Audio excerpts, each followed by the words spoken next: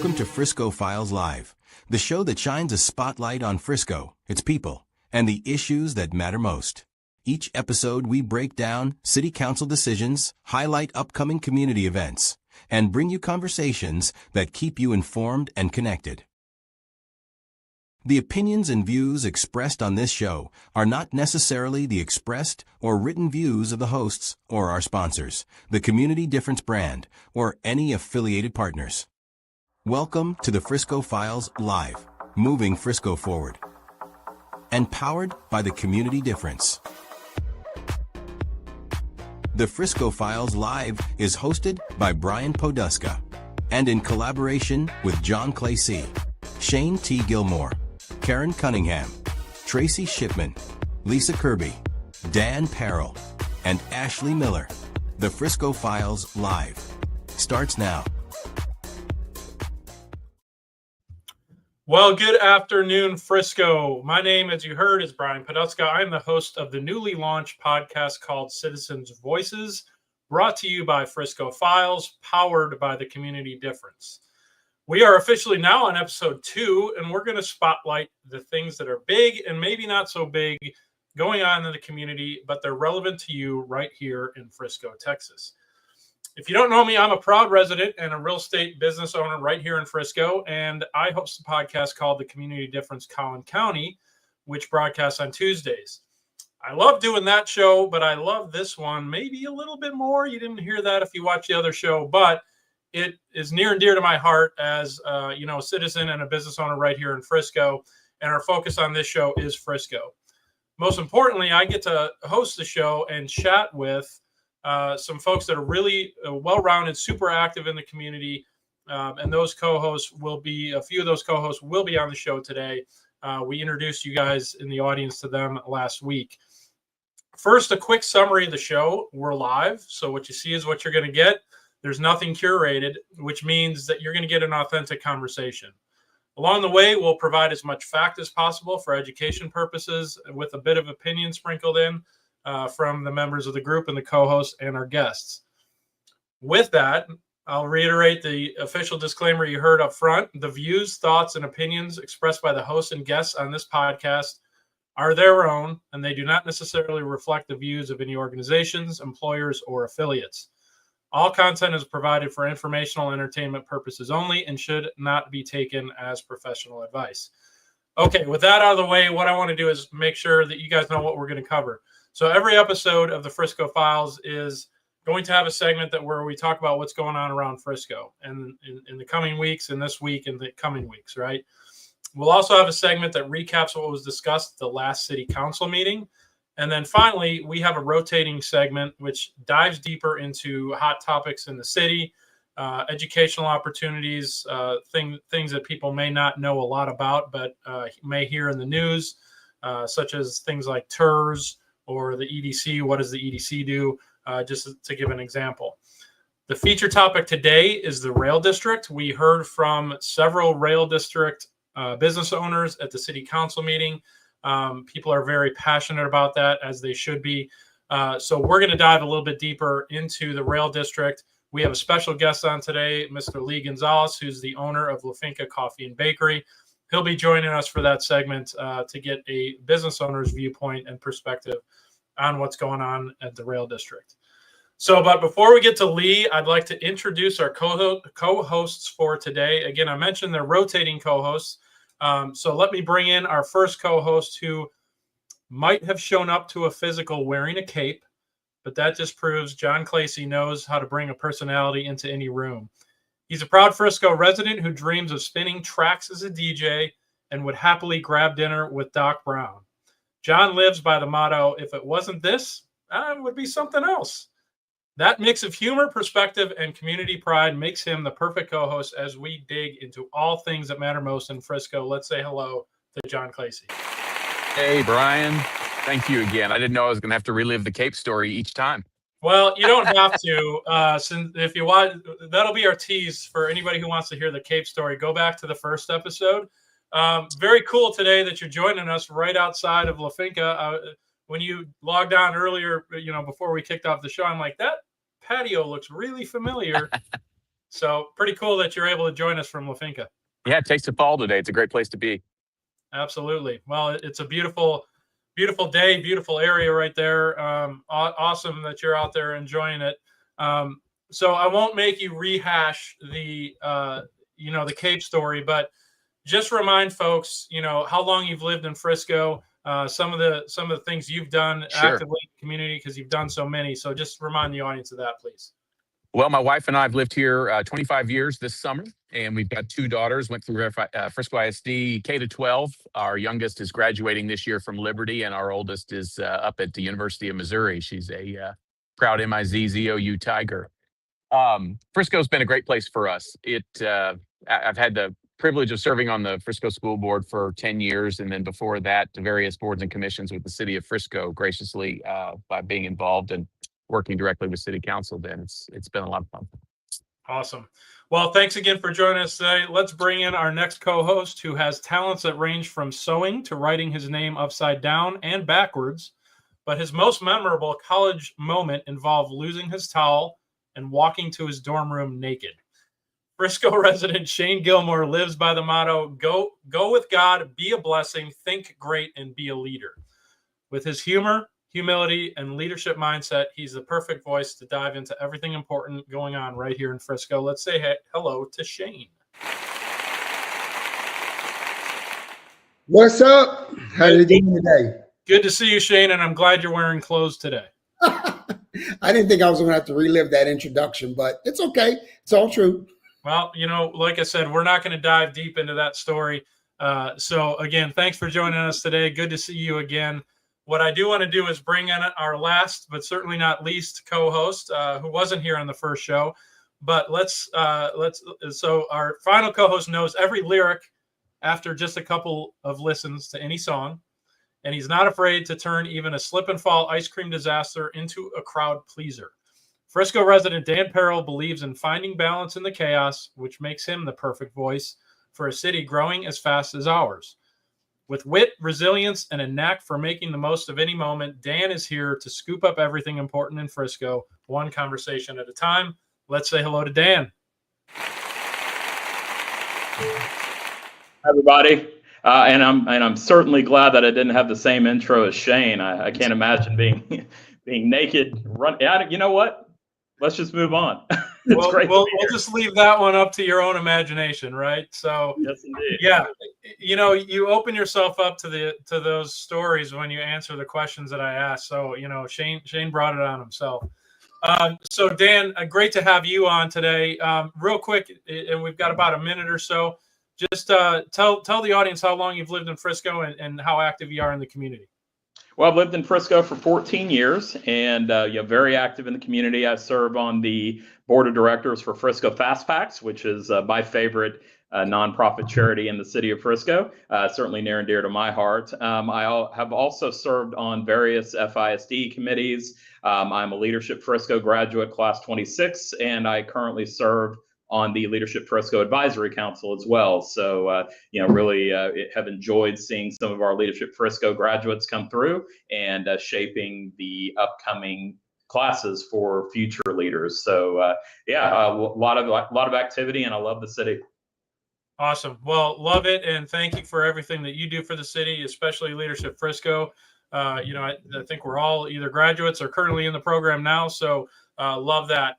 All right, guys, thank you for those intros. We're going to jump off, do our first commercial break. On the backside of that, we're going to talk about what's going on in Frisco. So let's get this party started. Nathan, take us a break. We'll be right back. The Community Difference would like to thank each of the following partners for their continued support. At Fireboss Realty, we believe life is about relationships, and everything else is just details. Whether you're buying or selling, Scott and Amy Johnson are here to understand your family's unique needs and deliver expert guidance on the North Texas real estate market. With a reputation for integrity and personalized service, Fireboss Realty makes your home journey stress-free and successful. Ready to make your move? Visit firebossrealty.com and let's ignite your real estate dreams. When your home's comfort is on the line, trust the HVAC team that puts integrity first. Danielle Cook and No Sweat experts are changing the standard for heating and cooling in North Texas. No pressure, no upselling, Just honest diagnostics, expert repairs, and custom solutions that fit your home, not a sales quota. From quick fixes to full installations, they get it right the first time, clean, professional, and on your schedule. Call No Sweat experts today and take the stress out of comfort. Total Care Emergency Room now has 9 locations in the DFW Metroplex. With no appointment needed, our incredible staff will get you checked in with no wait times. Our 5-star facility is open and fully staffed 24/7. We offer extensive treatment options for patients of all ages, providing on-site labs and imaging equipment, including CT, X-ray, and ultrasound, allowing us to provide fast, convenient care for our community. Total Care ER is your neighborhood emergency room. TotalCare.us. To belong is one of our most basic human needs. Best Buddies International is the world's largest organization dedicated to ending the social isolation of 200 million individuals who have intellectual and developmental disabilities. We focus on meaningful one-to-one friendships, integrated employment, leadership development, and inclusive living. You have the power to make an impact, create change, and champion our mission of inclusion today. We are Cloud Staff, enabling remarkable growth for businesses everywhere with our pioneering enterprise-grade remote work solutions. We are on a mission to help business owners scale while reducing costs by matching you with an amazing staff, mobilizing your team, and helping manage business performance, making us the #1 workplace as remote work gets done. Connect with us to access the world's top talent and discover how we can enable remarkable growth for your business. And now, back to the show. All right, welcome back. As I mentioned before the commercial break, we are going to talk about what's going on in Frisco. So what's up in Frisco? I'm going to hand it over to John to talk about that. I know the first thing that he's going to talk about is an event that's near and dear to my heart that's always fun to watch and cheer for. You get a little patriotism going in golf. Before we do that, I wanted to mention, so I'm going to steal your thunder a little bit here, John. John's going to talk about the Ryder Cup, right? That's right. The Junior Ryder Cup actually wrapped up today. And I wanted to mention that because we have a student at Wakeland High School who is one of the top golfers in the nation, and he was chosen for the Junior Ryder Cup team, which I'm proud to say that the United States Junior Ryder Cup team won, and they will be proud carriers of the Junior Ryder Cup. And Mr. Luke Colton, the Wakeland High School student that I was mentioning, was a key member of that team. So I just wanted to say that. John, I'll hand it over to you to go up through what else is going on in Frisco. Well, what most people know, Ryder Cup is the U.S. team anyways, handled by the PGA of America, and that's based right here in Frisco. So how fitting that as the weather gets better, PGA of Frisco up at their headquarters is hosting PGA Ryder Cup watch party starting tomorrow all day until 5 p.m., Saturday and Sunday till 5 p.m. as well, free to the public. Come out on the lawn, watch it on the big screen, and be with everybody else who loves everything Ryder Cup. Seems like a pretty good time and good weather for it, too. We got all kinds of things going on this weekend, though. Shawnee Trail Cowboy Day is also going on. That's from 11 to 4 on Saturday, the 27th. That's what they put on by the Heritage Association of Frisco and Play Frisco. And you need to purchase tickets for those things. They're going to be held at the Heritage Museum, the Heritage Center there in downtown Frisco over by Frisco Square. There'll be longhorns, armadillo races, pony rides, live music, food trucks, all kinds of things out there for people of all ages. So come on out there and take a look at it. Also on Saturday, Creme de la Creme Art Awards reception by the Visual Arts Guild of Frisco. This is a juried exhibition that's going to be showcasing local artists. That's from 6:30 to 8:30 p.m. in the Discovery Center there, right next door to the library. Light refreshments will be served. There'll be Frisco Youth Symphony playing. So if you've got some time to come by there and take a look at the local artists who have entered, that would be great. We got other things too. Community Awareness Night is also Saturday. So if your neighborhood happens to be hosting a party, it's a great place to go out and meet elected officials as well as first responders. Frisco Police and Fire will be going out for those things. And I always enjoyed that when we were invited by the city to participate in it. It was a great opportunity to meet residents who were out in their communities. You had it up there just a second ago, and I jumped right past it. The Rail District scarecrow making, build a scarecrow. That's going on both Saturday and Sunday as well. Saturday, 11 a.m. to 4 p.m. As a part of Shawnee Trail Day, and then down on Main Street on Sunday from 3 to 5 at Imagine Park. That's at 6990 Main Street. So you can create scarecrows and help decorate the Rail District just in time for the fall and Halloween season. Love it. And John, you mentioned Community Awareness Night. I stumbled upon that several years ago when, like I mentioned, I own a property management company. One of our properties is in Frisco, and was checking out a vacant property, and the neighborhood happened to be having the Community Awareness Night, and police, there was a fire truck on the street. The police were along with them, and they were having a big old barbecue. I was like, "What is going on?" And lo and behold, it was Community Awareness Night. I think it was called something different, 5 years ago, but it was fantastic. I loved it. I got to meet some of the neighbors who, I never would have gotten to meet before. Some of the neighborhoods put on some really big ones, and it used to be National Night Out, but yeah, that was in the summer when it was way too hot. So Frisco smartly started, let's do this in the fall when we hopefully have some better weather. Yep. Love it. All right. Well, thanks for highlighting those, John. Gentlemen, do you have anything else that you wanted to call awareness to? Just for events, there was also Women in Law Enforcement on October 18th that Chief Shilson talked about, and also Drug Take Back Day, which is October 25th. That's a partner with DEA and Medical City of Frisco, where you can basically go and donate or give them your pharmaceutical drugs so they don't wind up in the trash or in the sewer. Okay. Love it. All right. Thank you, Shane. Appreciate that. John, thank you. What we're going to do right now is take one more quick commercial break. We're going to come back, and we are going to talk about what happened at City Council last Tuesday. So stick around. We will be right back, and Shane will lead us through that.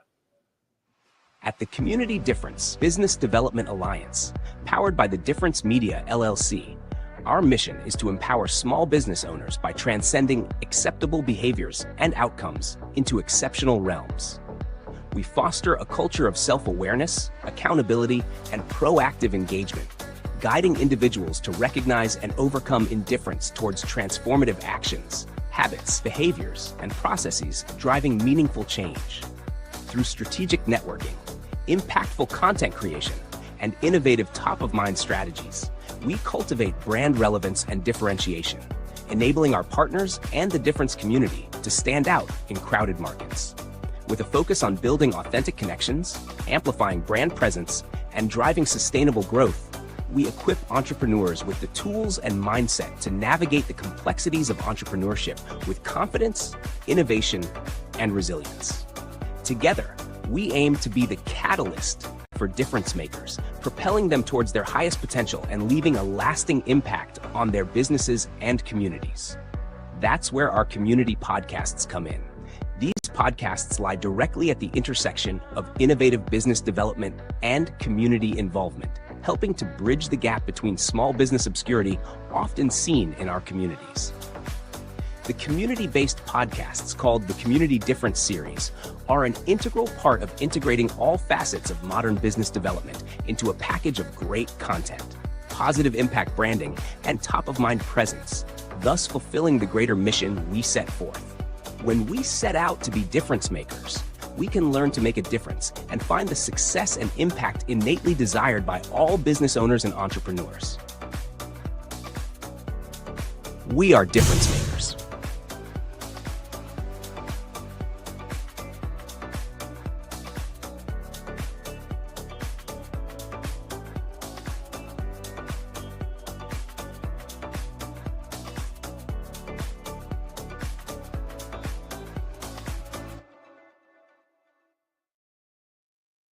All right, welcome back. You saw the commercial there about the difference and the podcast that we do, the Community Difference. One thing I wanted to mention, since we are going to talk about City Council and what came out of the last City Council meeting here over the next 10 minutes or so, we have a monthly meeting at the NAC Theater in downtown Frisco. It's called the Business Development Alliance. It happens in the fourth week of every month. This month, we happen, ironically, to have City Council members. So it's going to be City Council members across Collin County. Frisco will be represented. So if you'd like to join that meeting, it's free to attend. We're going to have a panel discussion with those city council members. It'll be this Tuesday. It's the 30th of September from 11:30 till 1. You have the ability to order some lunch and sit and listen to the panel and do some networking. So would welcome anybody who would be interested in joining us for that to that event. With that, we are going to talk about what actually happened at City Council last Tuesday. And Shane, I'm going to have you lead us through that over the next 10 minutes or so. It's all yours, my friend. All right, it's my pleasure. I think I want to start by just anybody that hasn't been to a city council meeting, there's some segments of every city council meeting. It starts with the call to order, and then immediately city council goes into closed session, which can last anywhere from an hour to 2 hours. And then when they come back, we do the invocation, pledge, proclamations. They go into reports by city officials or directors.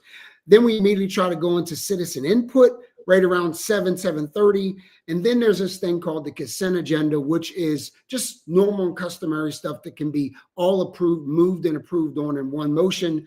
And then after that, they go into the legislative agenda, the regular agenda, which are probably some more things that need some dialogues. They can typically be public hearings or other things that need to be voted on. But this last council meeting on 9/17 was full. It was short, but it was full of things that we can talk about during this podcast. We opened up with the pledge. It was done by a reverend from Connect Church, and he talked about wisdom, trust, integrity, justice, compassion, things that all communities need these days as a nation as well. The Pledge of Allegiance was led by the Boy Scout Troop 216. It was kind of hilarious and funny because one Boy Scout called out the other for not cleaning up after himself. So it was pretty generated laughter during the council meeting. And we moved into proclamations, and there were two proclamations I want to mention. Councilman Burt Thacker talked about the remembrance of 9/11, and that was significant because it's about 24 years since then. And actually, I was there so when 9/11 happened. So seeing that, it stung a little bit, but it was good that we had a moment of silence for that. And other Councilman Jarrett Eli just called for unity and nonviolence, which is also needed in today's society. But then we moved on to the reports. And there were all the reports are just from the directors. Marla Rowe from Visit Frisco, she announced that there will be an upcoming Sports City docuseries, which has been considered to be pretty good. I haven't seen it yet, but there's some chatter that it's pretty acknowledges Frisco's success in sports very well. And she also talked about it. There was a large event planning meeting done in the city, which involved all C-suite meeting planners. She was pretty excited about that. There was a report by John Lettler, and this is important because we see this all the time. He talked about Texas House Bill 316, which involved bandit sign enforcements. Now, would you all believe that was one of the highest code violations in August? Bandit signs. And those are the things we see on the medians or out front of schools or businesses or houses. They're the short signs that sit right in the grass. He said the biggest thing is that we have to catch them in the act before we cite them. There was a roundtable, a HOA roundtable that really talked about block planning and how to do that successfully, which is included in the Frisco CAN or Community Awareness Night. And he also mentioned that Frisco received statewide recognition. Out of 1,800 cities, we were one of 49 that received the 2025 Richard R. Lilly Award, and that earns us recognition in planning, recognition in staff qualifications, education, and updates. And we have been a multi-year recipient of that.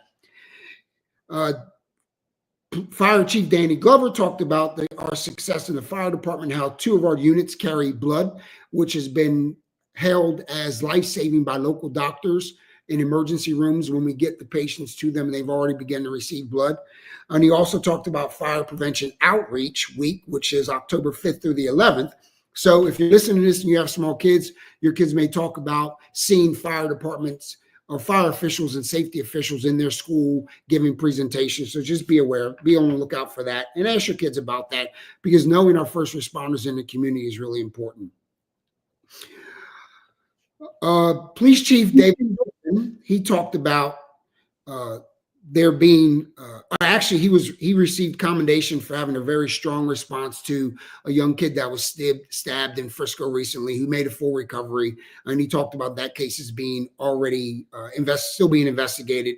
But he also mentioned some other things which have already been mentioned during the event sections of this podcast. Then we moved on to citizen input.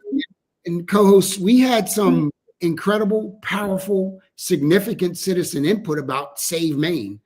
There were about 13 or 14 residents, business owners that got up and talked about. I mean, I'm not going to say talked about. I'll tell you, they pretty much poured their heart out about how difficult it's been and how important Main Street is, which we will hear about a little bit later on today in this podcast. It was really touching to just hear some longstanding businesses on Main Street plead about how important it is to save the businesses there. And interesting enough, Mayor, he summed it up with two things. The first thing he said was that he told everybody that spoke, council has always been a council of yes when it comes to Main Street. And that was significant for me to hear as we heard all this testimony. Council's always been a significant a council of yes. But more importantly, he did announce that there was been an authorization for the city manager to engage the CDC to allocate $500,000 of support tied to downtown Main Street in the public discussion. So there is some help coming. Is it enough? We need to get more, and we need to help them out, but there is some coming, and there'll be a tentative public meeting on October the 7th when that will be formally announced. There was also some dialogue about the rail district, and then some of the other things that some of the business owners said. They suggested some agreements like TERS and TIF-like mechanisms, which can help generate money or generate income for the Main Street. The council appreciated their tone of candor and their ability to collaborate for solutions. And so I think we should see some more more discussion coming about the Save Maine concept. Then we moved into the consent agenda, and the consent agenda portion of the city council meeting is really, they describe it all routine and customary. And they typically, city council, if you don't know this, they usually approve everything on the consent agenda in one motion. And it does go pretty quick. Sometimes there are some council members that want to pull items off, either because they're unresolved, more stuff is needed. But typically, that's all approved in one motion. If you ever attend the city council meeting, you'll see that. Then we moved on to the regular agenda, and the regular agenda was broken down to some zoning requests, some tax issues, and some budget issues. And it was pretty, I think we have, the forecast is good for Frisco. Specifically, the tax rate of Frisco for FY26, and I'll quote it, is 0.425517. That was the proposed tax rate that was voted on and approved at council. But here's the key thing. It remained the same as FY25, which is significant. Our tax rate remained the same. That taxes that's collected is split between maintenance and operations. And there are some significant maintenance projects that are going on in the city, which we do need to attend to. But the taxes that we pay will raise money for maintenance and operations. Items 27 through 29 were budget items or budget discussions. And here's the takeaway. There'll be some increases in our utilities and other aspects of the city, whether it's the how we use our pavilions at parks or some other fees that we pay. They're going up. Overall, all the funds in Frisco total over $1 billion. And they are used to invest the future of Frisco, which is a culture of growth. So this is going to be significant. The one, our tax rate stays the same, but also our budget is going to allow us to maintain this great community that's been built to keep it great. The budget was a multi-year project. And some other things that were discussed in the budget is that this is good news. The city council voted to allow the maximum allowable homestead exemption. That's good news for homeowners in the city, that we get the maximum allowable homestead exemption. We also offer a senior rate freeze. And lastly, here we go, is that our tax rate is lower than Plano. That was good. That was good, healthy competition. The And here were some other comments about the tax and the budget conversation, is that happens yearly, and it takes a long time to get to where it needs to be approved. But the council members talked about it being, applauding themselves that it being done so well that they received over less than 10 public comments in 18 years that it's been done. And that came from the mayor, that they do it very well. And you can see the fruits of how well this city is budgeted. There'll be some new rates for water and sewer. So if you see that in your water bill, don't be alarmed. They voted on that, but that's necessary to keep where we're going, to keep the city great. This was the third, last week's council meeting was actually the third of that week. I'm sorry, the second of that week. Actually, the third. The first two were involving budget boards and commission appointments.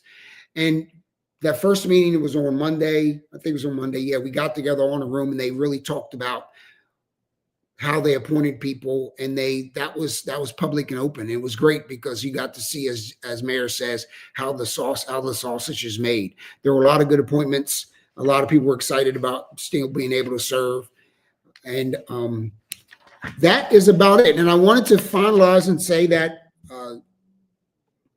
I'm class of 29, which is the best class out of Leadership Frisco. Back to you, Brian. All right, you had to get that in, didn't you? Oh, jeez.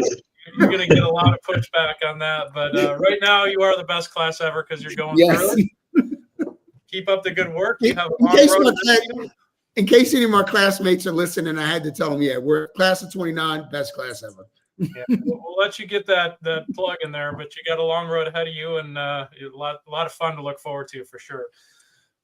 So Shane, you mentioned a couple of key takeaways there. Obviously, there's a lot that goes on the city council agenda. Obviously, we're going to dive deeper into the rail district here in our final segment. I'm glad you called out the boards and commissions meeting that happened a week and a half ago. We're going to take a break here real quick, but congratulations to all those who were appointed to a board. The great thing that I saw, because I did attend those meetings, there were a ton of people there. That room in City Hall was overflowing with people. They didn't have enough chairs. So that tells me that there's enough people and a lot of people out there who are interested in getting involved, active in getting involved. And there's so many that, they had to turn away good people. And I think that's a fantastic sign for the city. So it is. And if you don't know, if you're listening and you don't know, city council meetings are open. There are some closed sessions, but they're open. But little fun fact of history is that I've been serving on boards and commissions since 2011. And I remember going to that meeting back in 2011 when they had the same discussion, because it was an open meeting. And believe it or not, there was only about 2 people there. So coming forward almost 20 years or 10 years and seeing that was filled with people, that was just music to my ears to see how much the community's engaged. Love it. Awesome. Great to see that for sure. All right, guys, what we're going to do, take one more break here, and then we're going to dive into the meat of what our topic of today is, and that is the rail district. Shane mentioned it. There were 13, 14 different business owners that came and honestly shared the struggles that they're going through. So we're going to talk about that. We have our special guest, Lee Gonzalez from La Finca Coffee and Bakery on. So stick around. We're going to dive into that right after this commercial break. The Community Difference would like to thank each of the following partners for their continued support. At Fireboss Realty, we believe life is about relationships, and everything else is just details. Whether you're buying or selling, Scott and Amy Johnson are here to understand your family's unique needs and deliver expert guidance on the North Texas real estate market. With a reputation for integrity and personalized service, Fireboss Realty makes your home journey stress-free and successful. Ready to make your move? Visit firebossrealty.com and let's ignite your real estate dreams. When your home's comfort is on the line, trust the HVAC team that puts integrity first. Danielle Cook and No Sweat experts are changing the standard for heating and cooling in North Texas. No pressure, no upselling, just honest diagnostics, expert repairs, and custom solutions that fit your home, not a sales quota. From quick fixes to full installations, they get it right the first time, clean, professional, and on your schedule. Call No Sweat experts today and take the stress out of comfort. Total Care Emergency Room now has 9 locations in the DFW Metroplex. With no appointment needed, our incredible staff will get you checked in with no wait times. Our 5-star facility is open and fully staffed 24/7. We offer extensive treatment options for patients of all ages, providing on-site labs and imaging equipment, including CT, X-ray, and ultrasound, allowing us to provide fast, convenient care for our community. Total Care ER is your neighborhood emergency room. TotalCare.us. To belong is one of our most basic human needs. Best Buddies International is the world's largest organization dedicated to ending the social isolation of 200 million individuals who have intellectual and developmental disabilities. We focus on meaningful one-to-one friendships, integrated employment, leadership development, and inclusive living. You have the power to make an impact, create change, and champion our mission of inclusion today. We are Cloud Staff, enabling remarkable growth for businesses everywhere with our pioneering enterprise-grade remote work solutions. We are on a mission to help business owners scale while reducing costs by matching you with an amazing staff, mobilizing your team, and helping manage business performance, making us the #1 workplace as remote work gets done. Connect with us to access the world's top talent and discover how we can enable remarkable growth for your business. And now, back to the show. Okay, welcome back. So we're going to dive right into our feature topic of this month and this show, and that is the Rail District. So to set the stage real quick, I won't go into all the details. If you've been to downtown, if you live in Frisco and you've been to downtown, you know it's a construction war zone right now. This project has been in flight for the construction itself has been in flight for over a year. It is due to wrap up before the World Cup starts next summer in June of 2026 is what the current plan is. So that's a very long timeline to have one of the main arteries that goes right through the middle of Frisco under construction. The end result is going to be fantastic. It's, people think about, historic downtowns. Here, we have one here in Frisco. You think about McKinney, right? They have a wonderful downtown square. There's several others in the area that have very walkable, very consumer-friendly, unique businesses all in their downtown, the heart of their city, right? That is what Frisco has. What we don't have is a walkable downtown. We have a old downtown that is in the process of being refreshed. So that process and that planning process took, 20 years to get here, roughly. I'm rounding here, but let's call it 20 years, and we're now in the throes of it. Shane mentioned the citizens' input in city council. This last city council meeting, there was roughly 13 to 15 different business owners, of which our special guest here, Lee Gonzalez, was one of those who spoke at city council. So with that, number one, Lee, thank you for joining us today. Dan, I'm going to hand it over to you to lead this part of the discussion. But Lee, it's good to see you. I see you pretty often. And, it's good to see you. And unfortunately, we're going to hear some tough stuff, but it's great to hear it straight from the horse's mouth of somebody who's been operating in this environment for well over a year now. So, Dan, I'll let you take it away. Thanks, Brian. So, Lee, I really appreciate you joining us here today. And, La Finca has definitely become such a loved part of the Rail District. My wife and I always boast that it's probably the best cold brew we've ever had in our lives. And maybe not probably, it is the best cold brew we've had. And I was a Starbucks cold brew junkie for years and not anymore. I love La Finca's cold brew. But, I'm curious, Lee, to kick this off, what made you choose this location for your restaurant? And, how does being in the Rail District connect with your vision for La Finca? Well, first of all, I want to thank you guys for inviting me to the podcast. I appreciate the time and glad to be here. Now, Dan, to answer your question, my wife and I have been longtime residents of Frisco. My wife actually moved here in 1983. So in Frisco history, that's pretty long time ago. That's a dinosaur. Yeah. So she moved here, lived the block, a house right next to the downtown water tower. And she went to middle school, high school here. I met her here, and I moved here. We got married and moved here back in 97. So I've been here since 1997. So still quite a while in Frisco terms. And we moved to Mexico. We spent 10 years in Mexico from 2010 to the end of 2019, middle of 2019. So when we were moving back, the concept that we had, we developed it, formed it in Mexico. And when we were coming back to Frisco, we were really thinking about bringing this concept back. And we specifically were looking into the rail district. Well, at that time, it wasn't really known that well as rail district, but the old downtown Frisco, because we remembered this area specifically where my location is. Double Dip used to be here. Everybody knows about the Snow Cone Lady, those traditional places of Frisco. And one of the things that we remembered is that we wanted to bring a place that could bring back that small town community feel, even though it was in a growing and expanding city. And so we felt like this was the perfect area, the perfect neighborhood for the concept we were bringing. We thought it fit well for our personality and what was to come for this area. Makes sense. And yeah, we all miss Double Dip, I think. Sometimes dream of that ice cream sometimes, but no, I appreciate you sharing your history there, Lee. So currently, the climate, as Brian mentioned, it is a war zone down there on Main Street. And, I'm curious, what has it been like running a business on Main Street, just with all the recent challenges and changes down on Main? Well, I will tell you, it's every day is a new adventure. You never know what's going to come about today. So, one day you show up and you have cones blocking the entrance. Even like to our garage here, you'd show up some mornings. We're early morning place, and you find out you can't turn into your parking garage because the construction crew has blocked off the turn lane into the parking garage.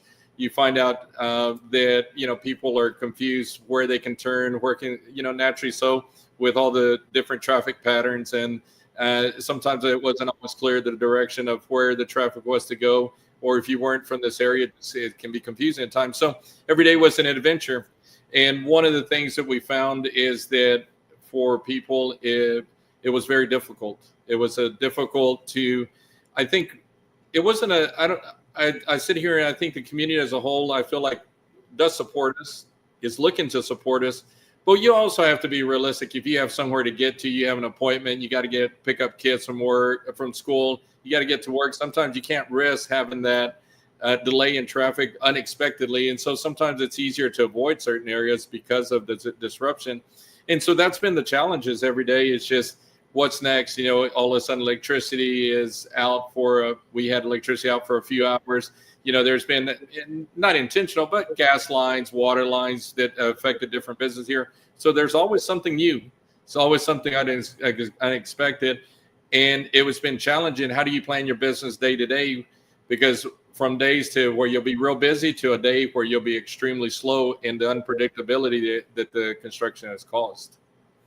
Understand. And Lee, I've been down there a lot. My wife has as well. And, we've noticed, I was in DD's the other day, and we noticed that all of the wait staff is wearing the Save Maine t-shirts. So, obviously the Save Maine, hashtag Save Maine, it's, that campaign is very prominent in Frisco right now, getting a lot of publicity. Could you share with us your perspective of what that campaign's all about? And, what are you specifically requesting from the city of Frisco through that campaign? Well, Save Maine came about as us as business owners, as we would speak with each other. And a lot of times we were speaking one-off. A couple of us would visit, ask each other how things were going. And we started finding out there were a lot of commonalities, that we were going through similar struggles, that the challenges were similar, that what we were all enduring was, very similar. But in addition to that, a lot of the same questions were coming up. Well, what is the solution? What help do we need? And so as business owners, we started coming together and saying, well, let's come together and share ideas. Let's share our thoughts. Let's come together and see what is the way forward for all of us in order to get to the end of this construction. And so through that, the purpose of this group was to come together as businesses, support one another, and be able to come back and give the feedback to the city, to the community. What are the needs? Where do things stand? And how can you help? And that was really the idea behind it. Scott at DD's was kind of the rallying guy who got everybody together. And through that, we came through some solutions, or at least some requests. that one of the common questions we would regularly receive is the city would the customer would ask us, the city is helping you guys, right? And that was one of the things, is a lot of misperceptions about what was happening, not happening. And so we wanted to clarify what has been done. So we know, we recognize and we acknowledge gift cards, the ticket raise, some things have been done to, help businesses, help bring customers to the area. But what we're finding is that the impact was minimal in comparison to the losses that the businesses are incurring. So we're not saying that they're not helpful, but in comparison to the amount of losses, it was having very limited impact. And one of the things as businesses is we're finding is the need is, it's great. For example, I'll give you a $50 gift card program that's out there. If you really think about it, the redemption on that program, and I won't speak to numbers because I don't have the official numbers, but it has been quite low.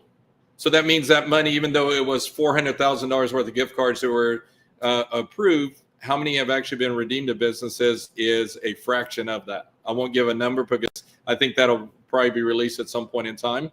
But so once again, if money is not in the business's hands, it's not relief.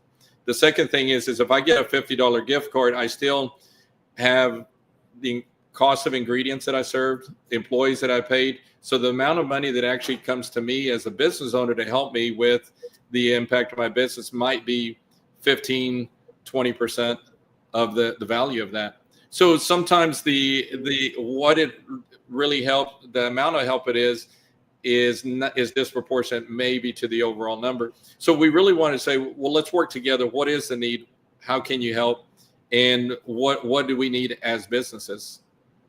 Yeah, and that's a very good segue into my next question here, Lee. And as Brian mentioned, some of these questions could be a little challenging, and I certainly would appreciate, if you would answer this question, just being very transparent. I know you can't speak for every business owner, but from your perspective, how much longer do you think that your business can realistically sustain without additional financial relief from the city?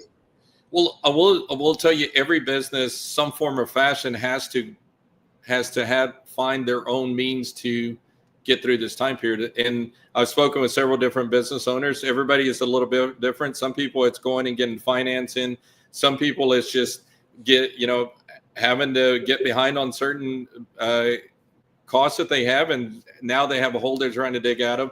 It's borrowing money from family members, from a bank. Some people, everybody's a little bit different, but what is also caused, or sometimes laying off staff, not quite having the size of staff you normally would have, staff getting paid less because of less business. So you've had to get creative and find ways. How do you get through this time period of construction? And I will tell you, some businesses we know that have not made it, have closed down or chosen to close down and not continue. I can, without naming names, I know there's several that are just kind of, hey, we don't know if we can quite get there or not. Because you have to remember, if the road construction might end December or January, but the impact of this year and a half will continue for many businesses for much, years afterwards. It could be a year or two. We will never recoup what we would have earned during that time period. The only thing we can do is use future earnings to get out of the hole that was dug, but we'll never recoup what we actually would have earned during that time period. And that's something that's sometimes not necessarily comprehended. So most businesses say what we really need is we need relief, and we need relief now. We don't need a gift card program that might get redeemed at 10, 15%. We don't need banners are great, but if banners don't pay your rent, banners don't, pay your bills. A social media class free to the business owners to try to drive more business. It's great. I'm not saying that it can't be useful, but we all know as well as business people, marketing is a thing that's not instant. It's one of those things is it builds for the future. But when you're hurting today, you don't have time to wait 3, 4, 5, 6 months from now for something to come that you might need now. And so that's where the questions of, are there other means? Are there other ways of doing this? And I think there's been a little bit of a disconnect between what we're willing to give these businesses, and I'm speaking of the city, not the community, what we're willing to give the business, but what do the businesses need? Can they afford to wait for something that may help them 6 months from now? that's where these grant programs, for example, the grants are, if you're tight on capital and short on cash, how do you have the funds to go and invest in a capital program, in a grant program that pays you 50 cents on a dollar? That's just an incremental cost that you're going to incur that you just can't afford anyways right now. So when you're in tight times, you don't spend, you save. So even then, maybe that program might be helpful to some businesses once we get out of this, but during the middle of it, it's not helpful for the current situation. And so we feel like there's been a little bit of disconnect of what the need is and the way that the support has been coming. And we're just trying to bring forward just what the true need is and see if we can find a solution that works for everybody, that we can all be happy with, but brings the results that we all want, that is for the businesses to be able to continue and be a part of the rail district. Makes sense. So let's segue a little bit, Lee, from the city to the community.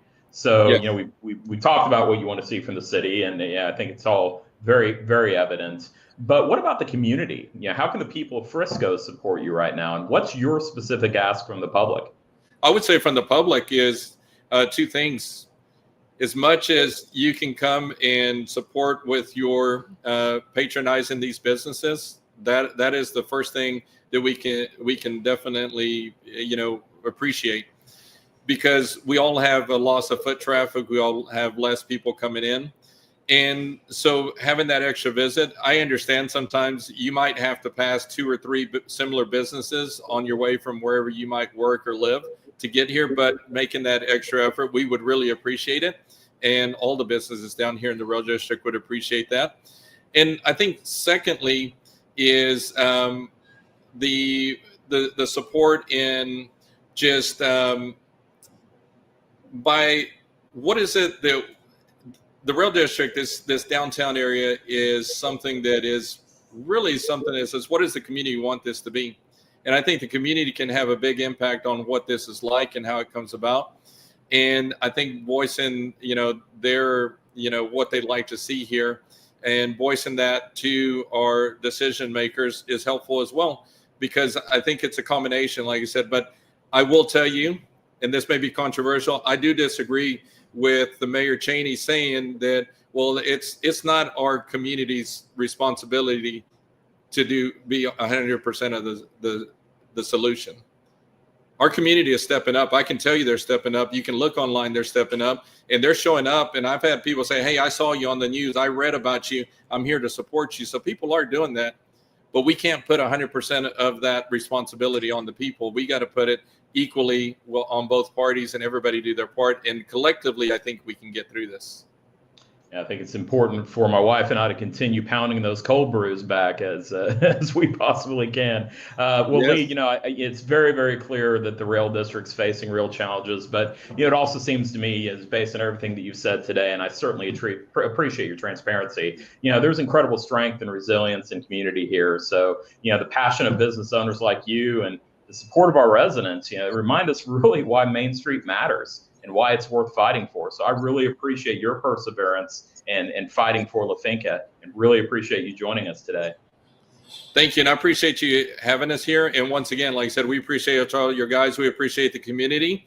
And we will get through this, and we'll come out of it stronger. It may be a little bit of a challenge, but I'll tell you, I think we'll all be proud of what this place becomes, this rail district in the future. Indeed. Thank you so much, Lee. Love it. Well, thanks again, Lee, for being on today. One thing I did, a little public service announcement. You see John on the screen. He's sitting in front of La Finca. You can tell. I mean, you can't even see the construction. So, a lot of these narratives, not to say that it's not inconvenient, right? There is inconvenience with the traffic, but it's pleasant outside. It's nice outside. John picked a good day to go out there, weather-wise. But traffic-wise, if you use those back streets, and there is parking in that building that La Finca resides in, there's a parking garage there. A lot of people don't know that, but there is a parking garage in that building. So please go down there, utilize those parking garages, utilize the new parking that's been put on some of those ancillary streets behind, adjacent to Main Street. Don't always fall for the narrative that it's so busy down there. The traffic is so horrible that you can't get there, because it's difficult. It can be, but it's not impossible. It's Hey. not. And if you regularly traverse it, you'll realize that it's not that hard to get around. And that's why the city did Elm Street first. To use it as an alternative, you'll get through just about the same amount of time you did before. And it's easy to get to any of these businesses from 1 block north or 1 block south. Yep. Indeed. Yes. Hey, Lee, do you know how many businesses in total are being impacted? I know only a handful spoke at the council meeting, but what's that number?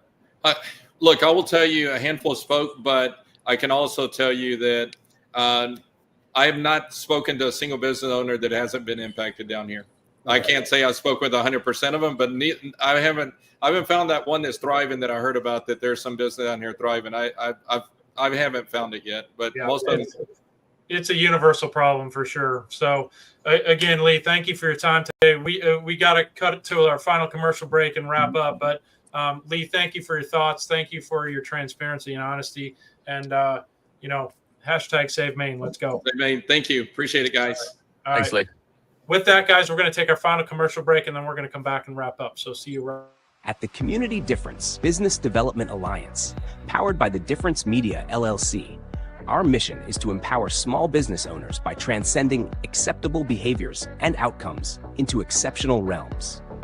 We foster a culture of self-awareness, accountability, and proactive engagement, guiding individuals to recognize and overcome indifference towards transformative actions, habits, behaviors, and processes driving meaningful change. Through strategic networking, impactful content creation, and innovative top-of-mind strategies, we cultivate brand relevance and differentiation, enabling our partners and the Difference community to stand out in crowded markets. With a focus on building authentic connections, amplifying brand presence, and driving sustainable growth, we equip entrepreneurs with the tools and mindset to navigate the complexities of entrepreneurship with confidence, innovation, and resilience. Together, we aim to be the catalyst for difference makers, propelling them towards their highest potential and leaving a lasting impact on their businesses and communities. That's where our community podcasts come in. These podcasts lie directly at the intersection of innovative business development and community involvement, helping to bridge the gap between small business obscurity often seen in our communities. The community-based podcasts called the Community Difference Series are an integral part of integrating all facets of modern business development into a package of great content, positive impact branding, and top-of-mind presence, thus fulfilling the greater mission we set forth. When we set out to be difference makers, we can learn to make a difference and find the success and impact innately desired by all business owners and entrepreneurs. We are difference makers.